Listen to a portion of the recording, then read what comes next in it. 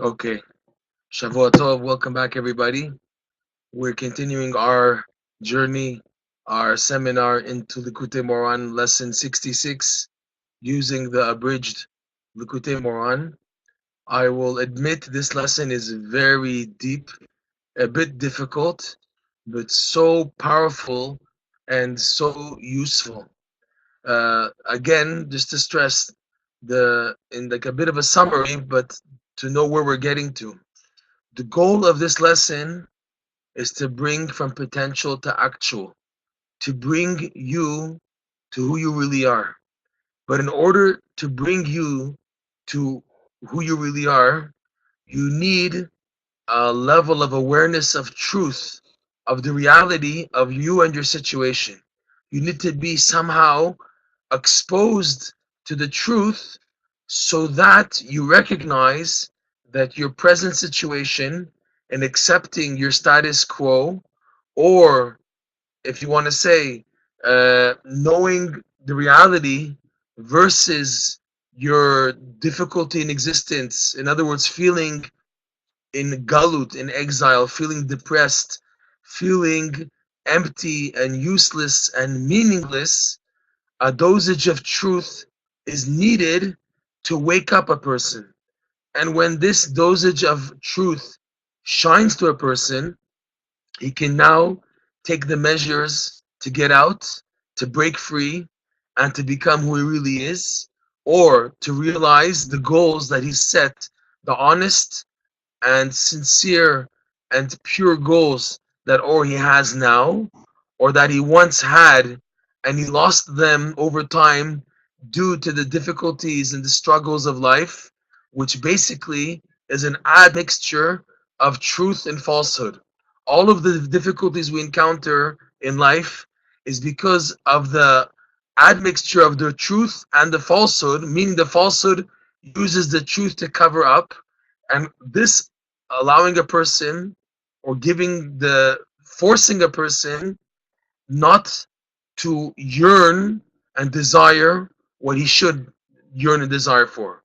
Because Rabbi Nachman says this lesson, we're going to see that whenever a person does anything, they send him from above cheshek, yearning to do it. For example, to speak and to talk, if you don't have the will power to speak and talk, you will not do it.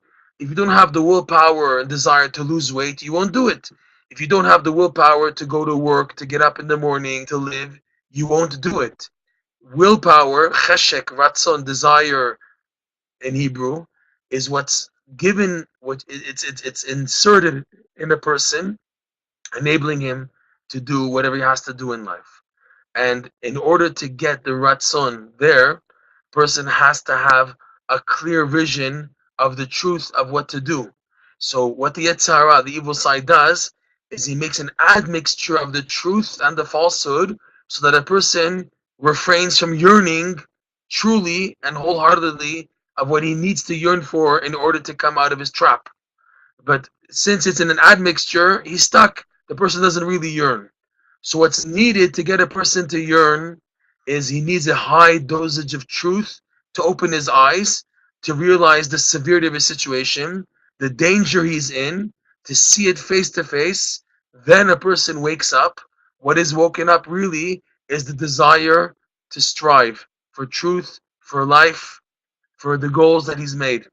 So this is what Rabbi Nachman is teaching in this lesson, why it's so necessary to receive from the upper spirit of the tzaddik, which appears in many formats.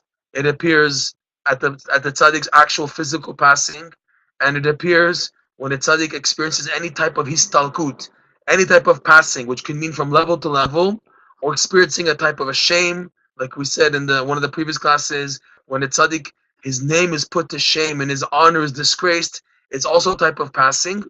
And if you strive to be a disciple of this true tzaddik, so you merit to benefit from the upper spirit, which is revealed at any of these levels and aspects and concepts of passing. You get a double portion. You get this upper spirit. And what this upper spirit really does is since it's the upper spirit of this tzaddik, and this tzaddik is a true tzaddik. So the definition of truth in the context of this lesson is that it gives a person a true perspective of his reality. And this true perspective of the reality helps a person to see clearly, what am I doing with my life? What am I doing? How am I wasting my time? And this awareness pushes a person to yearn now for the real truth. Because until now, the person was satisfied with status quo, with as things are, I'm weak, I'm getting old, I don't have strength anymore, I can't do anything anyways. So this is the sheker, the falsehood covering up, using the truth to cover itself up in order that the person should not yearn. But once the reality, the real truth is revealed to a person of his potential, of where he can get to, what is expected of him, what he can do, and if he doesn't do it, what danger he's in, so then the truth arouses the person's desire. And when the desire is aroused, if now again a person is a true disciple, he will invest the power of desire into the words of prayer, in prayer format, in speech, and this completes the power of speech. It's called shlemut adibur, completing speech, and this is what gets things moving for a person to bridge from potential to actual. The speech, the faculty of speech, is what bridges a person's potential to actual. A person is stuck in potential because of the admixture of falsehood and truth in life. What's needed is to separate the falsehood from the truth so a person can see the reality, the real truth. Once that separation is done, then a person can actually cry out and daven and express the yearning, and then he brings to actual. So this is what Rabbi Nachman is speaking about. We're going to see in this lesson the idea of the hands, about bringing from the potential to actual, the separating of the hands. We're going to see, God willing, in this discourse, how he discusses the idea of the hands and separating the hands, and how a person who's trapped in an imaginary world, it's more of, he's trapped in the potential. He can't bring out from actual. Something amazing I noticed many years ago. I used to work in a camp for all types of like mentally disabled people, including autists also. And the autists, it was a Jewish camp, and there were Jewish autists in the camp, and one of them, he was absolutely incredible.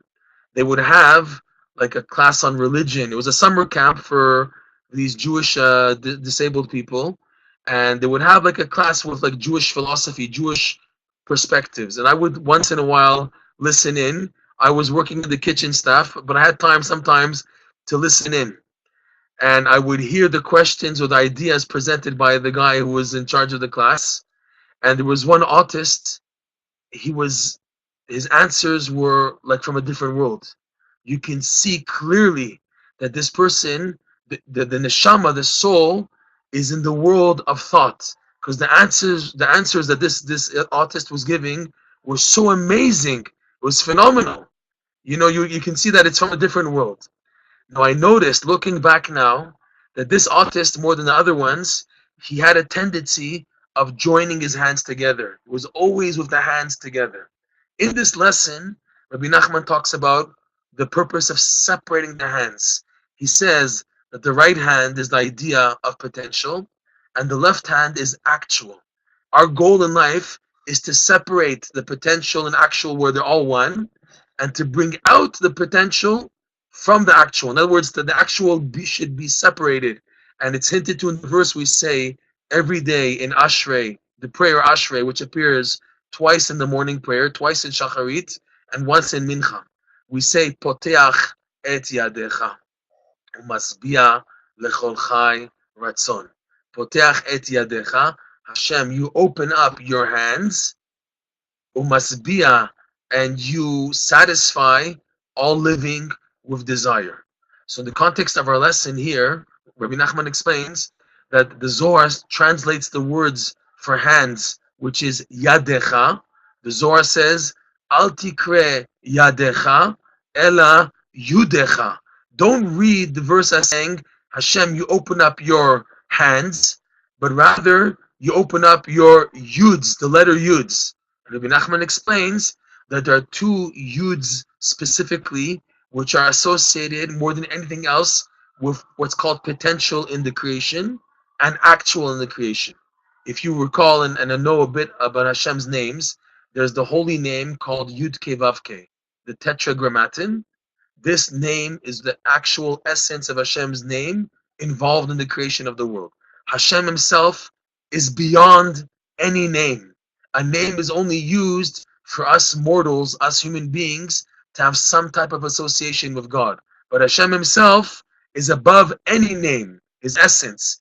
But in order to us to relate to him, he reveals himself through a name. So, like for example, we say Hashem, the name. The main name we refer to as God is Yud Ke Vav Ke. In Yud Ke Vav Ke, Rabbi Nachman teaches there's the letter Yud, which is the starting point of this name, and this Yud is the beginning of creation. Believe it or not, in other words, the formation, the coming out of creation, starts with the Yud from Yud Ke Vav Ke. Afterwards, Rabbi Nachman explains that the first Hey and then the Vav and the last Hey, they correspond to Makom, Tziyur, Zman, place, shape, and time. That is the space for the creation. But the actual creation starts with the Yud. However, it's still in potential. This is the potential Yud, creation, and the potential place, shape, and time. I know it's a bit deep, but just I want to present the ideas here a little until we go back into the text. Then you have the actual. That's potential. Actuality of Hashem's creation comes out of another name, which is written out Aleph Dalet Nun Yud, which is how we pronounce Yud Ke Vav Ke. We're not allowed to pronounce Yud Ke Vav Ke as it's written. Instead, we pronounce, when reading it actually, like in blessings and in prayers, we say Ado. So for the sake of everyone hearing how it sounds, I'll just recite a verse from Psalms, which has the word inside it. Baruch Ata Adonai Lamedeni Chokecha. That's how we pronounce it. Ado, and afterwards the Nai. That's how Yud Ke Vav Ke is pronounced. But in itself, it's also a name of Hashem. Aleph Dalet Nun Yud is also a name. It's the name associated with Malchut, Hashem's kingship, which is the finalization of the actual creation of the world. And it ends with the letter Yud. So the Yud at the end of Ado and Nai is really the spitz, the end, the final end of the total creation in actual. So Rabbi Nachman says these two yuds are hinted to in this verse. When we say Poteach et yadecha, Hashem, you open your hands, we're really referring to Poteach et yudecha, opening up and separating the two yuds. Because while creation is still in potential format, the potential is together with the actual. To explain, we see creation is actually here, but your personal creation to bring out who you really are, well, you're not there yet. Your goals, your aspirations to become a tzaddik, to become a better Jew, to wake up on time in the morning, to get up at midnight, to sanctify your eyes, to be able to control anger, to not speak slander, to have such concentration while saying blessings, to be a good person, to be a loving father, a loving spouse, to be a good person doing chesed and kindness. Well, you're not there yet for any of these, so your creation is still considered in potential. To bring it out to actual, you got to separate the yuds, separate the two yuds, poteach et yudecha. And this separation begins with the stage of having a dosage of realization of the real truth, of emet, truth. This is what is really gained by getting from the upper spirit of the tzaddik, which is why it's so important to receive from this upper spirit. And like we saw in the lesson, many categories of a passing of a tzaddik, and why it's so necessary to have an affiliation and connection to tzaddikim, especially true tzaddikim, because any time could be a golden opportunity of a passing, whatever category it is, if it's a physical passing, or it's a passing from level to level, or it's a passing of like the tzaddik losing his name, honor, whatever it is, and you being a disciple, also experiencing it. Any time could be an opportunity for this, and you can gain from the tzaddik's upper spirit, which the main, the main exposition of this upper spirit is this dosage of reality, the dosage of the truth, being shown the truth. That until now, the reason why your potential and actual are together and stuck is because of the admixture of truth and falsehood in your life. You can't bring out the truth because it's mumbled. You're still in potential. Why are you still in potential format and not yet actualizing where you want to be? For example, you want to lose weight. You want to lose weight for a holy reason, so you can have more concentration, more energy to serve Hashem, to concentrate better in learning and davening. That your head should still be there. You should have mind over matter and not be under the control of the physicality, right? Why isn't it working? Because the falsehood is so covered up in the truth. All types of excuses, pushing off. Okay, I'll start tomorrow. Oh, it's not the time. Oh, I'm never going to make it anyways. All these push-offs of arguments coming from the person, it's coming from the sheker, really, the falsehood, using the truth, covering it up. What's needed is to have a separation of the truth from the falsehood, so that a person can see clearly the truth, and that arouses the person to yearn, because the yearning is dormant so long as the truth is covered up with sheker, or at least the level of desire is very low. It's not strong enough yet in order to bring a person out to begin to daven and to make changes in his life. So this is poteach et yadecha, when the separating of the yuds, the two yuds, from potential to actual, by being given a realization of the truth of the situation of your life. So as a result, by doing so, by Hashem separating the two yuds in your life from potential to actual, separating the truth from the falsehood so you can see clearly. So then this is how you are satisfied and bestowed with ratzon. The desire is aroused to change. Rav Nosson writes something unbelievable. He says, no one in the world, no one in the creation, not even the greatest angels, and this Rabbi Nachman himself says in the book Rabbi Nachman's Wisdom. Rav Nosson is quoting Rabbi Nachman's Wisdom. He says there, Rabbi Nachman, that no one, meaning not any human being, not any angel, or any supernal force that exists, can honestly say that they really serve Hashem. Hashem is so infinite that nobody can honestly say, I'm serving God. I'm serving God. Due to Hashem's immense greatness, you cannot say, I'm serving God. No one can say, I'm properly serving God. No one. How could you have the audacity to say you're properly serving God when Hashem is infinite and you're very minute, and anything you do in relationship to Hashem, they're still lacking. It's still flawed. They're still, well, you didn't have this in mind, you didn't have that in mind, you weren't 100% in tune according to what Hashem is demanding. You're not there yet. So he says, Rabbi Nachman says, no one can honestly say they serve God. So then what is expected of me? What's expected of you is the desire behind your serving God. Rav Nosson says something unbelievable that if it wasn't written, I don't know if I could have the chutzpah, the audacity to say it. Rav Nosson writes it. He says, the service of Hashem is not so important.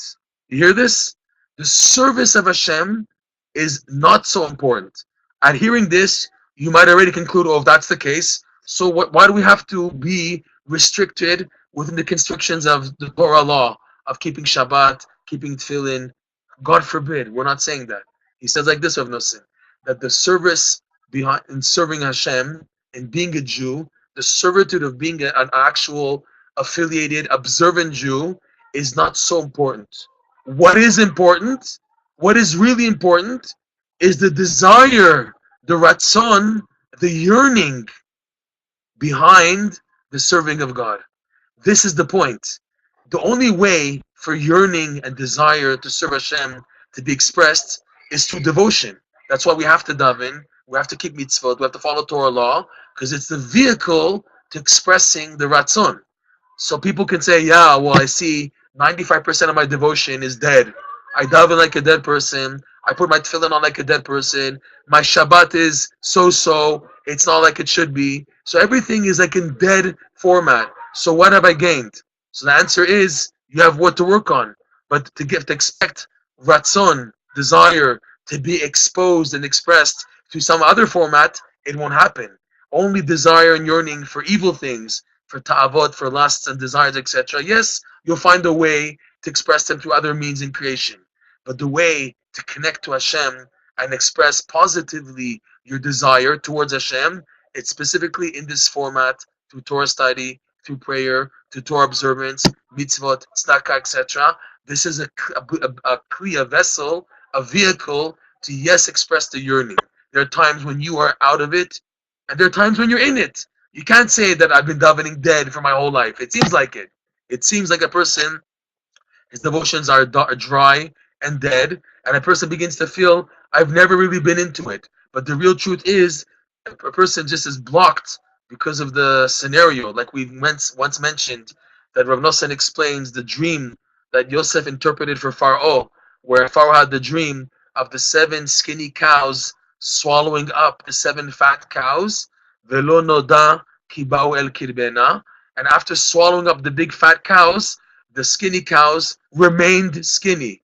And the idea there was that the good enjoyment and pleasure of the 7 years of plenty will be so covered up that a person will feel that it was always just famine and starvation and nothing good.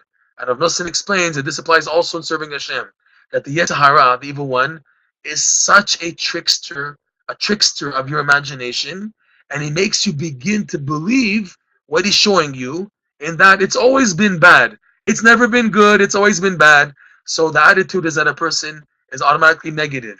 But the real truth is, you had those up times in life when you were able to daven with a connection, with some type of connection. You did experience joy putting on tefillin once, keeping Shabbos once, having Pesach Seder, the night of Pesach, feeling good, giving charity and feeling good about it. All types of mitzvah, Torah study, feeling great. All types of things. There were times you had good, but there are also times bad. Yes, understood. But these are the vessels to work with in order to connect to Hashem. Nothing else. It is specifically through this format of Torah observance that the true desire for Hashem will be expressed, and no, not any other way. Person can't say, "Oh, I will commit adultery or do other types of sins in the name of God and to feel godliness." This is Yetzirah tricking a person, where it's actually going to the other side, the evil side, disguising it within holiness. That's why Rabbi Nachman gives us a rule: don't budge from the code of Jewish law. Follow the parameters of the Jewish law, because then you know it's authentic, it's real. You can have a person who's doing things against Torah law, and the person claims to experience a spiritual high, a closest to Hashem. Don't be fooled. The Yetzer Hara can do this also, that it's not going to the side of holiness. Make him feel, oh, this is so great, but it's so sincere, it's so emotional, it's so true. But you don't know that's the real truth. Real truth is from the true tzaddikim. And you have to work becoming called a disciple. To earn the title of being a disciple requires work, but the payoff is unbelievable. In that you gain an experience of the real truth, which helps you to break and separate the actual from the potential. And the beginning of the process of coming to that actual is through yearning and desire, expressing your yearning and desire in word format. So Rav Nosson, he says that the main thing is desire. And he goes on to say, Rav Nosson, that you can have many, many obstacles in life, and you may be determined in doing something holy, right? You may be determined to performing a holy act, but but Hashem can send you obstacles which are unbreakable. In other words, a person may be so determined. For example, he takes upon himself, no matter what, for the rest of my life, I'm going to make sure to wake up every night at midnight. And then a person may have obstacles that he goes to bed late and everything, and such a person will fight to lie down even for 1, 2, 3, 4, 5 minutes, 10 minutes, and then get up at midnight. I have to be up at midnight, right? I have to do my best to work at this. But there can be obstacles that are beyond the person's reach, beyond the person's control. What then? So he explains, Rav Nosson, the only weapon you have to break all obstacles is your desire, to work on the desire. Don't be a fool in breaking your head against the wall trying to break obstacles. Be wise. The reason why the obstacles are coming is in order to bring out your desire. So if that's the case, work on the desire, work on the yearning. Don't work on forcing, no, I want it to be like this, it has to be like this, it has to be like this.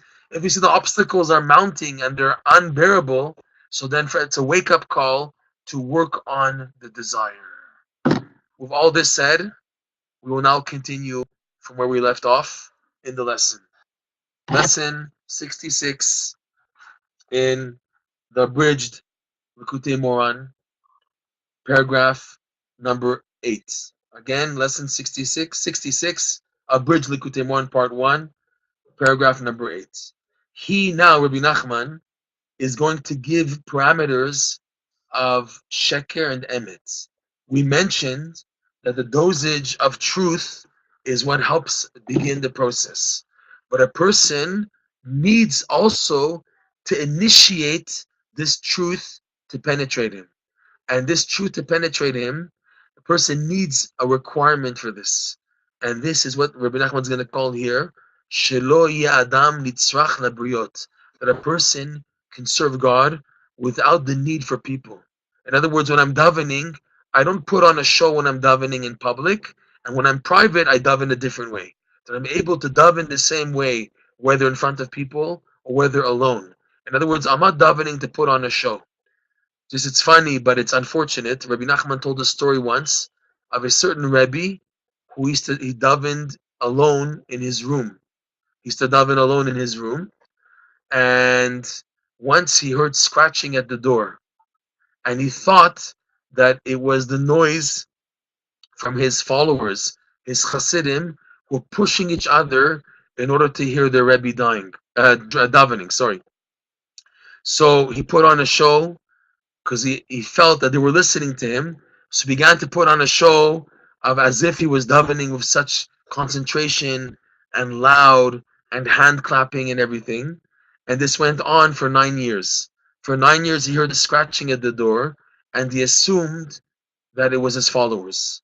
It happened after 9 years that for some reason the door was open while he was in the middle of davening, and he saw that it was a cat scratching at the door. And Rabbi Nachman would say, for 9 years, this Rebbe was davening for a cat. May Hashem spare us. In other words, how much a person could put on an air, the word in English is an air, a show as if he's really davening, but the truth is not. And that's why Rabbi Nachman warns, it's so dangerous for a person to become a mafursam. Mafursam means to become a public figure that everyone has their eyes on. Because such a person, he now loses, unfortunately, his ability to pray properly, because with the public eye always on him, and his subconscious is knowing that people are watching how he's davening, how he lights the Hanukkah candles, how he does mitzvot and everything. So the sincerity, the truth in that devotion is very, very much lost. And because of this, Rabbi Nachman warns to run away from becoming a mefursam, a public figure, to always be someone on the corner, on the side, not attracting attention, so that you can maintain the honesty, the truth, and sincerity in your devotions. But still, this is a test that almost everybody has. That when you're in proximity to other people, your davening and prayers, service, and devotions will take on a different attitude. Let's see what he says here. He says like this: Mi shehu nitzrach labriot bishul parnasa. Somebody who needs the support of other people, for example, for financial assistance, or afilu yeshto parnasa, or perhaps he does have financial means. He's not dependent on others for survival. He has parnasa mishelo. He has his own business and stuff, so he doesn't need the money of other people. Aval yesh lo ta'ava shel kavod v'chashivut, but he has a desire for honor, receiving honor from other people, and receiving importance in the eyes of other people. Shu gam ken bichlal nitzach lebriot, that such a case of a person who yet he may have money of his own, but he needs the honor and the prestige in the eyes of other people, that is also considered to be in the category of somebody who needs from other people. He needs people's support. כי הוא נצרך לכבוד וחשיבות שלהם, because he needs the honor and the prestige from them, given to him. So such a person is trapped in a way. אז יוכל ליפול בשקר גדול. Such a person can fall in a very deep level of falsehood. He can go in such a level of falsehood that even though he's davening and learning and religious, everything is in sheker. Can you hear this? Can you believe what he's saying here? You could be an observant Jew. You're davening, learning, and everything, but because it's with an ulterior motive, so everything is in the cup, the category of falsehood. Can you believe what he's saying here? And this is preventing you. It's a major stilt in your personal growth. Once somebody asked Rabbi Nachman, should I become like a Rebbe in order to help people come to the truth? In other words, through me, I'll try to bring them come closer to you. I'll become a Rebbe, and that way to attract followers, and then I will send them to you to a higher source, to the real truth. So he said, no, don't do that, because you won't even be able to say Birkat Hamazon properly, because you'll be such a public figure, and the public eye on you, you will lose any trace of truth, sincerity, and honesty in your devotions, and that will put everything in the category of falsehood. So this is scary, because you can have a person, a Jew, who's not religious, who's living totally a secular life, and we can say clearly that the person's living a life of falsehood. But here's another category of someone who's already religious, who's already devoted and really observing and keeping the Torah and the mitzvah and everything. But everything also is within falsehood, because the sincerity behind what he's doing is not there. It's for the public eye. It's not for the sake of Hashem. It's for the sake of people, for the kavod and the honor of the briot. And that is really scary. In a sense, this test of falsehood is even more dangerous than a secular Jew. A secular Jew, what do you want? He's now trapped in his imaginary world. What do you want? Of course, it's understood. He's living falsehood.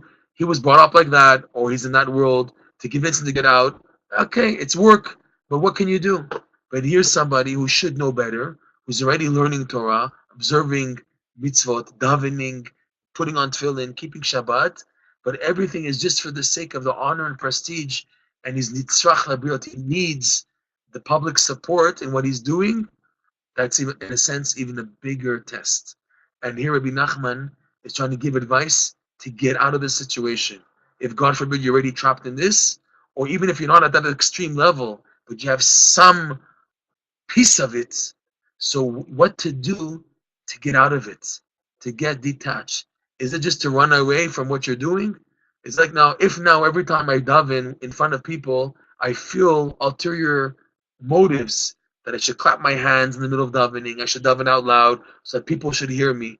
If I have that happening, so I might as well daven all alone and everything. Ibn Yechon says, no, you have to reach a level where you're so in tuned to the truth of what you're doing that you pay no attention anymore to anybody around you.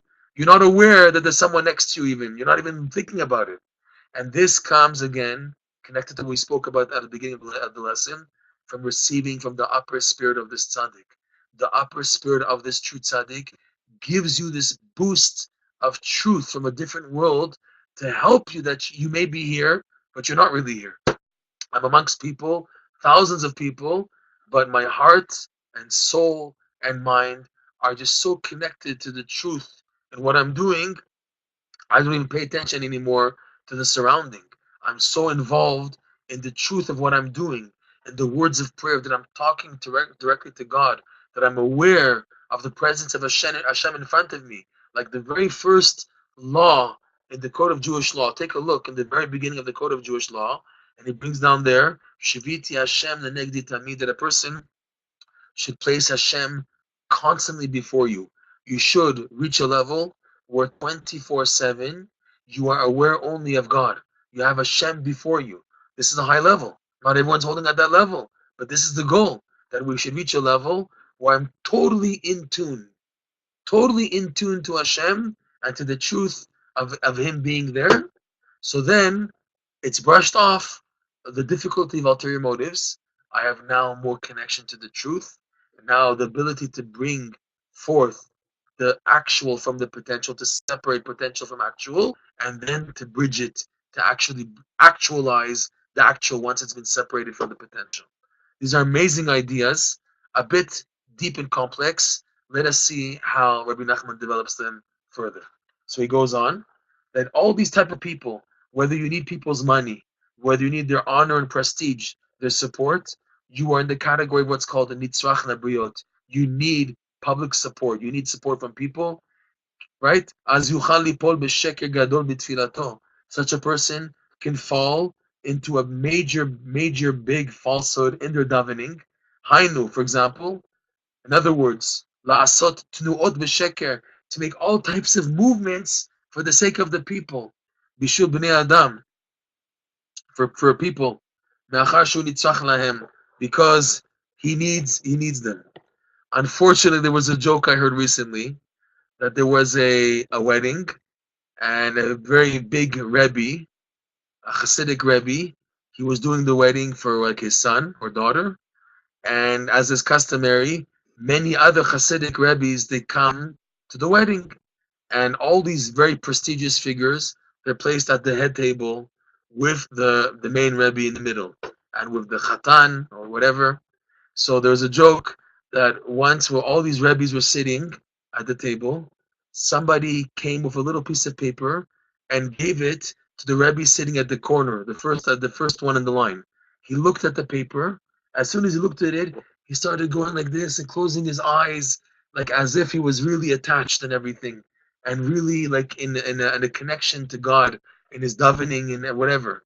So then he gave the paper to the next Rebbe next to him, and the second Rebbe saw what's written on the paper and also began to close his eyes and to move like this. And then he passed the paper to the next Rebbe and also began to close his eyes and everything. And the paper passed from Rebbe to Rebbe until it got to the last Rebbe in line. And afterwards, the Gabbai, the attendant of the last Rebbe, he took that paper and he wanted to see what's written in it. And he saw it's written it. The cameraman, the photographer has arrived. In other words, they're putting on a show for the sake of the pictures. They should get their picture in all the magazines they put. They should have the picture that they're like this and in Veikut and everything. The scary part is that today we don't know who's for real and who's for not, because you have no idea what's inside the second person. You don't know if the second person can be a real tzaddik or a real false person, the exact opposite. And the only thing you can do is to dive into Hashem. Please, Hashem, bring me to the true tzaddikim. I have no idea who they are. They could be one of these guys, one of these characters who claim to be in connection. Maybe they are, but maybe they're not. I don't know. So Hashem, please bring me to the right address. Bring me to true tzaddikim. This is what Rabbi Nachman stresses in this lesson, to come to the true tzaddikim. I know I'm interrupting a lot because it's very exciting, these ideas. Let us continue where we left off here again. So a person can begin to do all types of false movements in his davening, b'shvil b'nei adam, for the sake of people.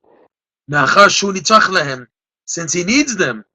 B'shil parnasa, because he needs their money, he needs their financial support. O kavod, or he needs their honor and prestige, v'chayotze, etc., like we spoke about. Vafilu mishu kasher ktsat. Now this is an extreme example, but even someone who's a little bit kosher, he's a little bit upright, ve'enu tzavua, and he's not a fake charlatan, v'shakran gamur, he's not a fake and a false person and a charlatan. Afal pichen, nevertheless, even on this upright, holy, real person, keshu nitzrach labriot, when he needs people's support, be'eze bechina kanizkar le'el, in any of the above aspects mentioned above, kashelo meod, it is very difficult, shetiyeh tfilato be'emet gamul amito, that his davening should be with such a complete level of real truth in his davening, real sincerity and real honesty in davening. Because the one devotion, more than anything else, that requires a person to have truth in it is the davening. They say about learning Torah Mitoch shelo lishma ba lishma. A person could be learning Torah for the wrong intentions, but the power of Torah is so strong that it can bring a person from having the wrong intentions to have the right intentions. That means he's approaching Torah study for sheker, for falsehood, but the power of the light of the Torah has the ability to bring him back. Davening, on the other hand, is just the expression of the heart. And the heart is the seat of where the truth and the falsehood is, right? The right side of the heart is where the truth is, and the left ventricles, the left side of the heart, is the place of falsehood. That's where the battle is of truth over falsehood. And the words of prayer are not just reading a dead text, like unfortunately many people think. The davening is just reading a ritual text, and that's it. Davening, prayer service, is an opportunity to express your yearning, to express what's in the heart, to express your level of truth. That idea. And he's saying here, Rabbi Nachman, that being in need of people, you become stilted in your ability to daven with such truth and honesty. It's lost. It gets bogged down and really hard to connect to. So now this type of person who's somewhat kosher, somewhat upright and good, but still if he needs the support and help of other people, he loses out in the quality of his davening. Because such a person, even though he for sure will definitely be ashamed and embarrassed to daven,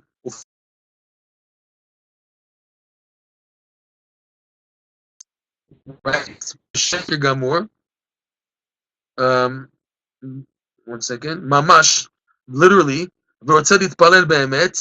and he really wants to daven sincerely. The problem here, this is an amazing concept Rabbi Nachman's introducing. The truth of this person is too much. Look what he's saying here. Too much truth. This requires explanation. What does he mean? The person's truth is too much. Dahainu, in other words, what does it mean that a person has too much truth? Shumat et atzmo, the person, you see, Rabbi Nachman now is going into the psychology, the subconscious of the person when he's faced with such a situation.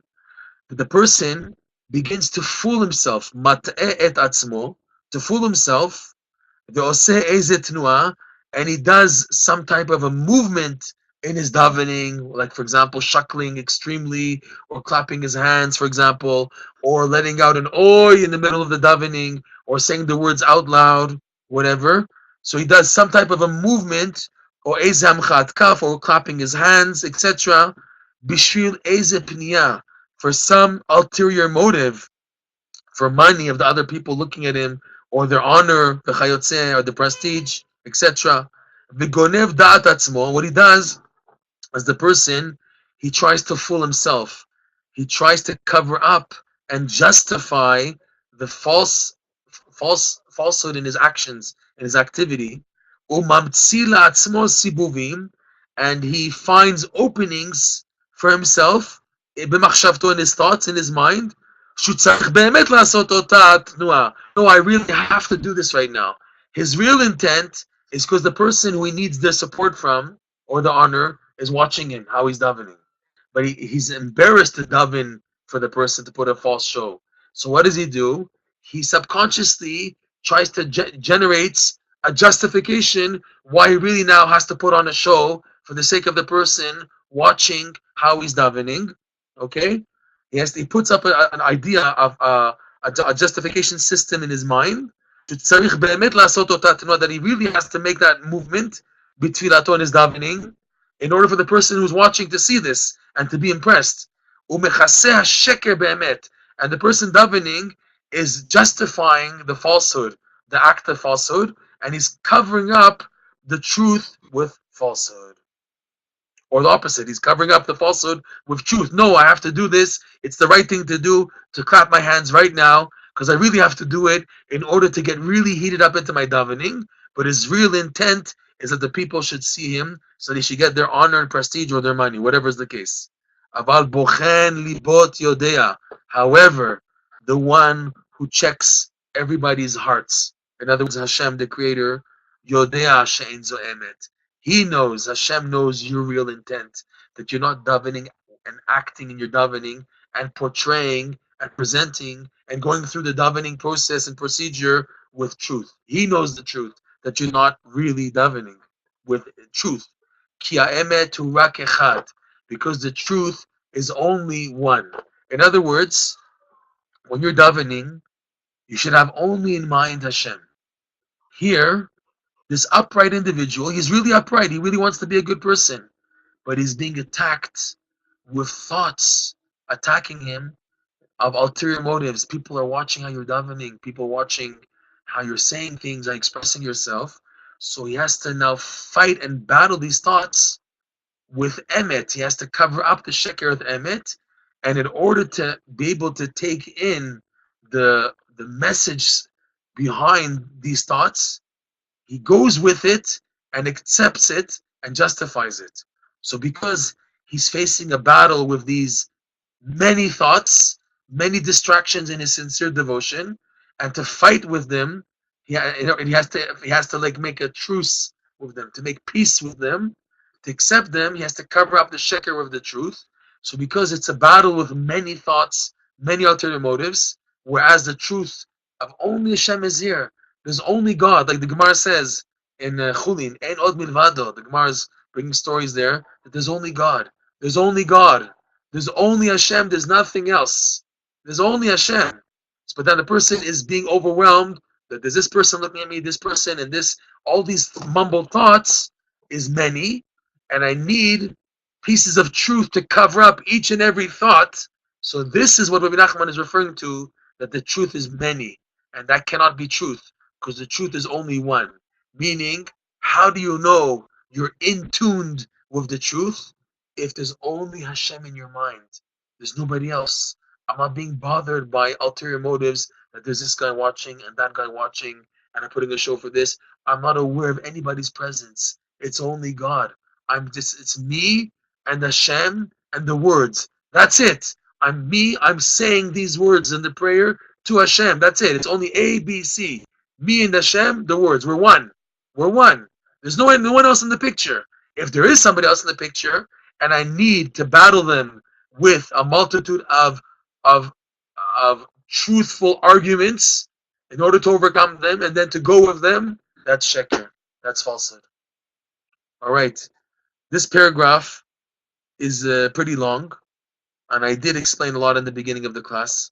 I think it'll suffice if we just take a break at this point over here, okay?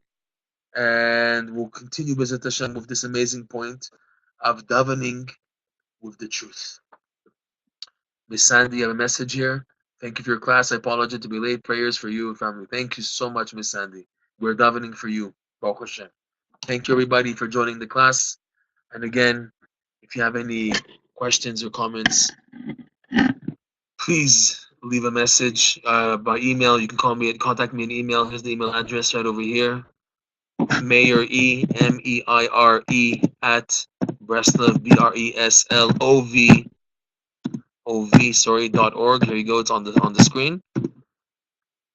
Thank you, Miss Sandy. You should have a complete healing, God willing.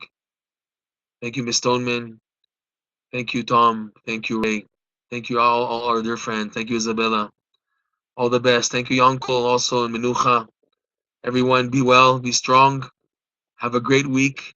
And I highly suggest, please go over this lesson in the prayer 66, 50th Gate, Volume 3. It's a light green covered book. The last prayer in the book. Take a look, please. You will highly enjoy this prayer. All the best, everybody. Have a great week. We will continue. And please reflect also on these amazing ideas. Where he's taking us, I still don't know. We shall see, B'ezrat Hashem, how far-reaching this lesson is, God willing. I hope. All the best. Kol Tuv, and be well.